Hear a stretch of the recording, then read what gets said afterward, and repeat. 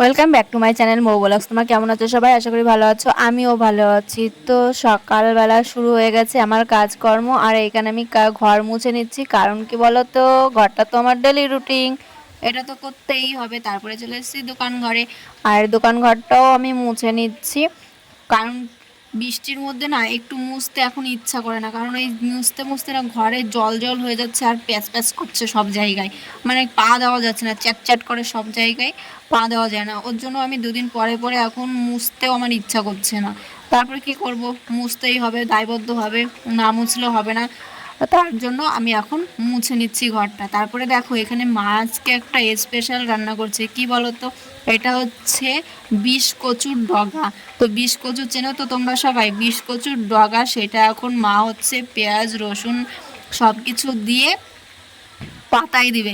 তো সেই পাতাটাই দেবে এখন, আর তোমাদের সেটা দেখাবো। তো চলো তোমরা দেখতে থাকো, তাহলে সব কিছু বুঝতে পারবে।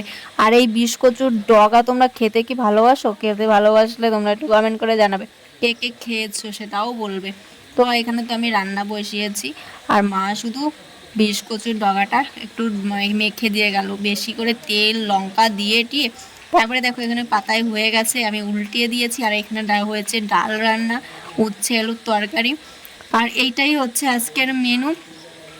তো মাছ ছিল না বলে তোমাদের দাদাভাই অনেক রাগারাগি করলো যে মাছ রাখুনি কেন, কারণ বাবা বাড়িতে ছিল না, বাবা গেছিলো একটু চাকদাই মাল আনতে। তার জন্য আজকে আর মাছ হলো না, কারণ বৃষ্টির সময় তো মাছ এলাও আসছে না বাড়িতে ঠিক মতন। তো তারপরে এখানে বৃষ্টি শুরু হয়ে গেছে প্রচণ্ড পরিমাণে। দুদিন একটু রৌদ্র দিয়েছিল, আর এত রৌদ্র দিয়েছিল মানে কি বলবো, প্রচণ্ড রৌদ্র দিয়েছিল। তার গরমটা এখন আবার কাটাচ্ছে, দেখো বৃষ্টি হয়ে গেল, দেখেছো তো? মানে যত রৌদ্র দিল তার থেকে বেশি এখন বৃষ্টি দিল। তো বৃষ্টি যতই হচ্ছে গরম কিন্তু কাটছে না, প্রচণ্ড পরিমাণে গরম দিচ্ছে। আর এই যে আমি দেখেছো, এটাকে ধরে আমি এখন ভিডিও বানাচ্ছি, কারণ আমি এখানে স্লিপ করে পড়ে যাবো, এটা না ধরলে। সিঁড়িতে জল জমে গেছে, এত জোর বৃষ্টি হয়েছে। তারপরে দেখি একটু ঝড় মতন ছেড়েছে, চারিপাশে গাছপালা দেখি শো শো করে শব্দ আসছে, ভাবলাম যে মনে হয় ঝড় ছেড়েছে, তাই ঘর থেকে আবার ছুটে এসে ভিডিওটা করলাম, যে তোমাদেরকে একটু দেখাই। তা আমাদের বাড়িতে তো অতটা গাছ নেই, তাই বোঝা যাচ্ছে না। যেখানে গাছ আছে সেখানেই বোঝা যাচ্ছে যে ঝড়টা কত সুন্দর হচ্ছে। মানে সুন্দর না, ঝড়ই কত জোরে হচ্ছে। আমাদের বাড়ির গাছপালা সবই কেটে ফেলেছে, কেন বলো তো? এই টাওয়ারটার জন্য। এই টাওয়ারটা বসানোর পরে আমাদের বাড়িতে আর কিছুই নেই।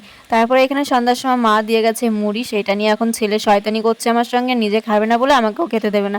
তো চলো গাইজ, আজকের ভিডিওটা এই পর্যন্ত। ভিডিওটা যদি ভালো লাগে like comment share and subscribe করে দিও। যারা ফেসবুক থেকে দেখছো তারা ফলো করে নিও।